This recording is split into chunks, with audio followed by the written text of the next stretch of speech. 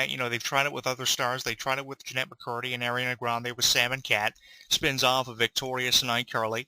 And look at how far they got with that. And I think they could have gotten it just as far, if not further, with a show devoted to Emily Osment, based off her character, even if you had to go the route of basing it off her character, off of Hannah Montana. I think a lot of unpredictability and a lot of fun would have came from Emily, because nobody knew, I really believe, what Emily or Miley were going to do on set. They really did what they had to do to bring the best out of their characters, and I think that credit definitely is due for both Emily and Miley for having such a phenomenal chemistry on set of Hannah Montana. Yes, Emily may not have had as many fans on Facebook or as many followers on Twitter as what Miley did. Miley got very irritated with Twitter and deleted. At least Emily didn't delete her Twitter and go that far with it after having millions of fans accumulated as followers on Twitter.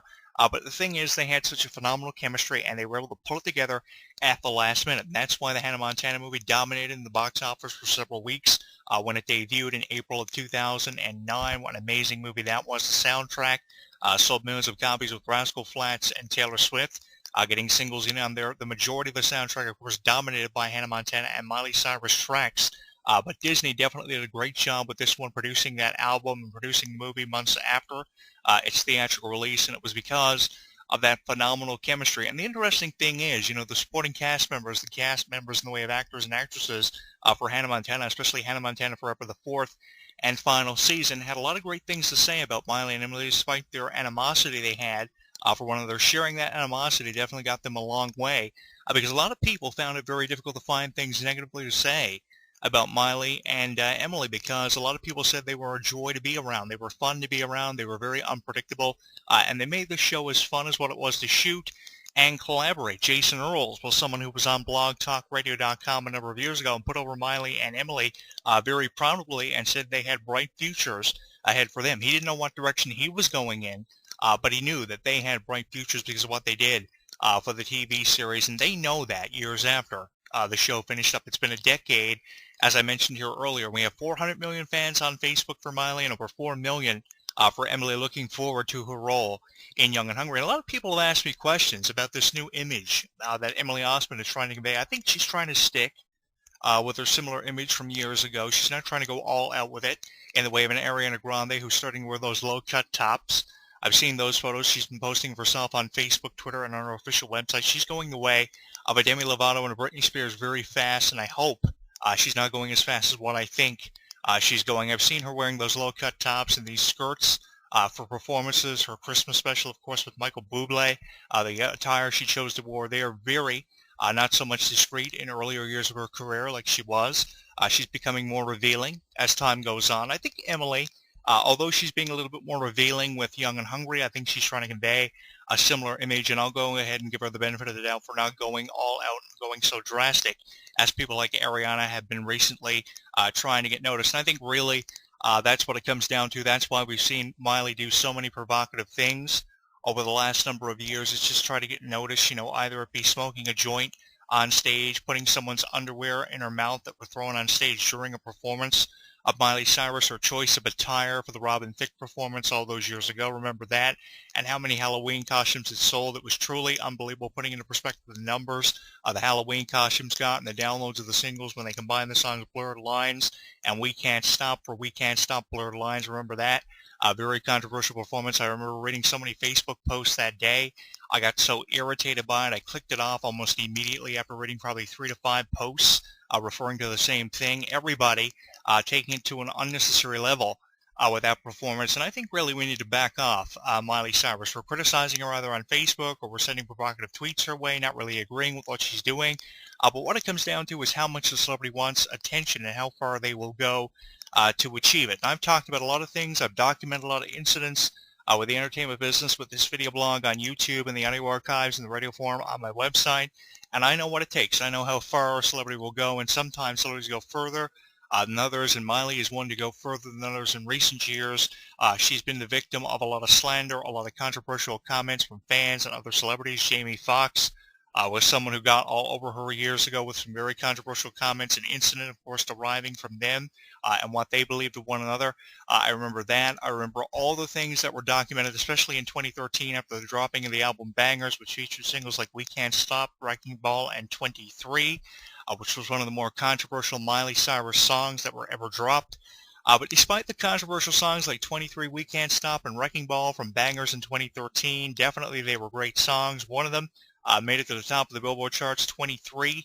Almost got their Wrecking Ball, took home an award for being the top song on the top 40 Billboard chart, and so did We Can't Stop, the first song off of the album Bangers, which went all the way to the top. Two of them actually went to number one. One of them almost got there, 23. Remember that? Miley sounded like she was rapping in that song, but despite the criticism, she's got all these great songs out there that are still being played. They may not be as played as much as what they were 2 or 3 years ago, but they're still being played. And the thing is, you would expect the other stars of Hannah Montana to be dropping singles like Emily Osment, but really all we got from her is You Are the Only One, and I Can't Think About It. And we got a duet with herself and Mitchell Musso, If I Didn't Have You, all those years ago. And since then, what have we heard from Emily? Nothing. Emily would rather criticize her co-stars of shows like Hannah Montana, Life with Boys, what have you, probably a movie she has coming up in the way of independently shot or theatrical release.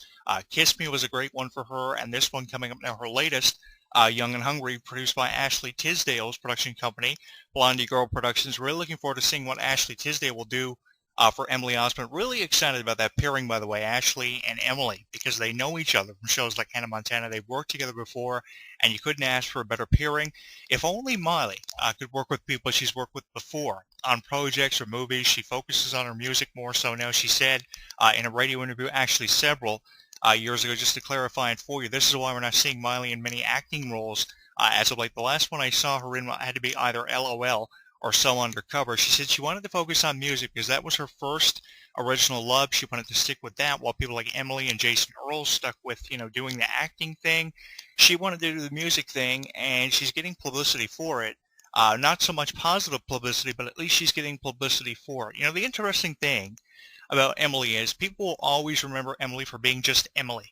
People will always remember Miley Cyrus for being a controversial individual. But the thing is, more people than people do with Miley's image now, want to remember her for being Hannah Montana, especially younger people within the age demographic anywhere from 5 to 10 years of age. They still remember the Hannah Montana music. They still remember the Hannah Montana image, the Hannah Montana message, rather than choosing to respect Miley Cyrus for what she's doing now or remember Miley for what she's doing now. I don't have anything against any of you for doing that, but, you're one of many who choose to do the same thing. It's kind of very repetitive as of late, despite all the controversial things that she's done.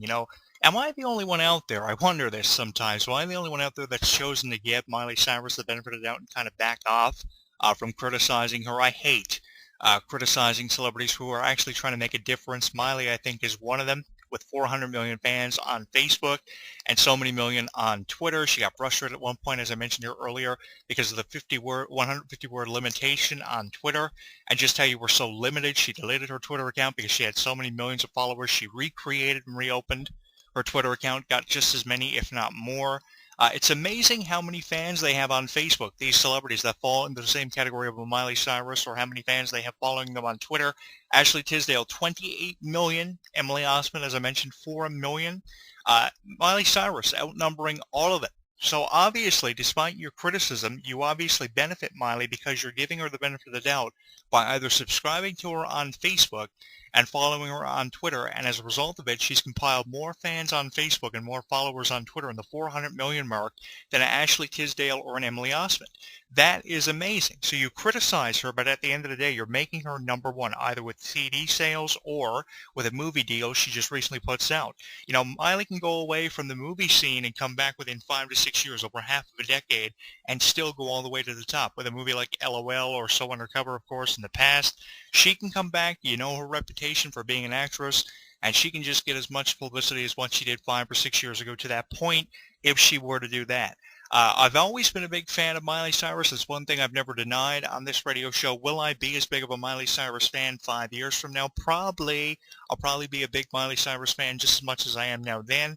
And I'll be an even bigger fan of Emily Osment as long as she keeps putting out things like this. What separates Emily and Miley is they are from two very different walks of life, I think. You know, Miley wants to focus on the music. Emily wants to focus on being an actress slash director, and this is a great way to kick it off for her in 2015. Young and Hungry, produced by Ashley Tisdale's production company, Blondie Girl Productions. Really looking forward to this one. You can actually vote for Young and Hungry for a number of awards, and it's going to be nominated for a lot of awards throughout 2015, which haven't even been on the ballot yet for by the time the Nickelodeon Kids' Choice Awards or any award shows roll around. People are really going to jump on the Emily Osment fan wagon because of this one. If you haven't seen the preview for Young and Hungry, it is very brief. It's in HD. It's on our Facebook page at HEW Entertainment, on our Twitter at Jonathan Clarke 1. There was a reason she has 4 million subscribers on Facebook and millions of followers on Twitter, and it's because of the support she's gotten and because of just how good she is. I noticed that when I was tweeting out a lot of the Emily Osment content on our Twitter, a lot of European Emily Osment fan sites from the UK were supporting it. They were sharing our tweets.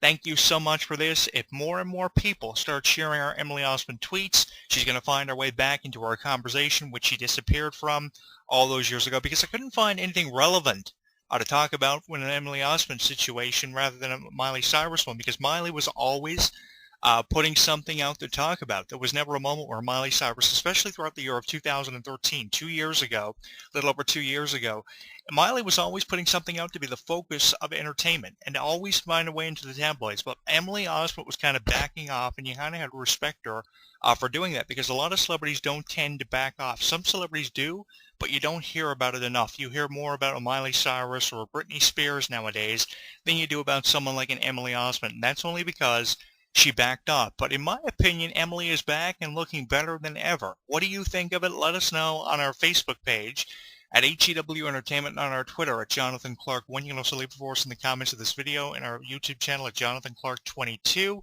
I want to know what you think of the direction of both the careers of Miley and Emily as we kind of live in the past. We're kind of stuck in it with this video blog. Our first look at Miley and Emily in 2015 together as a couple. Were they just as good or better as Sam and Cat, or Ariana Grande and Jeanette McCurdy, or a couple like Jeanette McCurdy and possibly Miranda Cosgrove as Sam and Curly?